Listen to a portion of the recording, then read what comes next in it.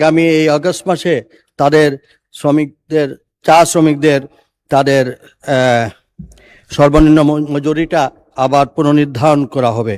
মাননীয় শ্রম কর্মসংস্থান মন্ত্রী জনাব আরিফুল হক চৌধুরীকে তার বক্তব্য রাখার জন্য আহ্বান জানাচ্ছি। মাননীয় শ্রম ও কর্মসংস্থান মন্ত্রী, ধন্যবাদ।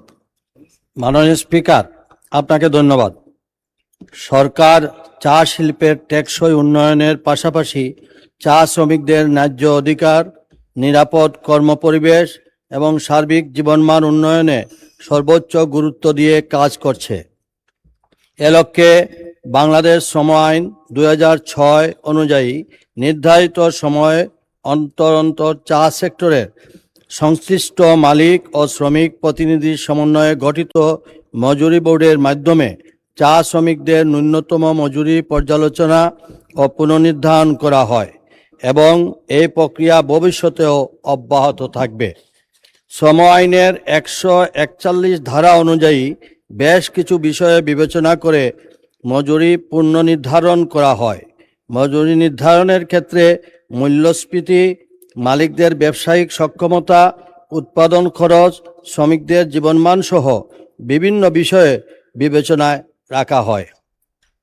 মাননীয় প্রধানমন্ত্রী তারেক রহমানের নেতৃত্বাধীন বর্তমান সরকার বিশ্বাস করে চা শ্রমিকদের কল্যাণ নিশ্চিত করতে শুধু মজুরি বৃদ্ধি নয়, তাদের জীবনযাত্রার সামগ্রিক উন্নয়নও সমান গুরুত্বপূর্ণ।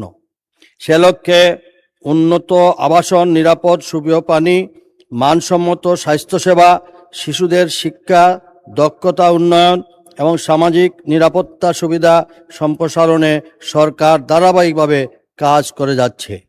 সরকার চা শ্রমিকদের ন্যায্য অধিকার ও মর্যাদাপূর্ণ জীবন নিশ্চিত করতে বদ্ধপরিকর।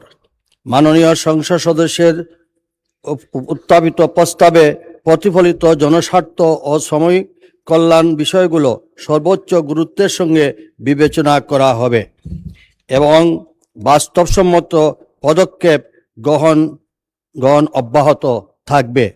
ইতিমধ্যে আগামী এই আগস্ট মাসে তাদের চা শ্রমিকদের তাদের সর্বনিম্ন মজুরিটা আবার পুনর্নির্ধারণ করা হবে।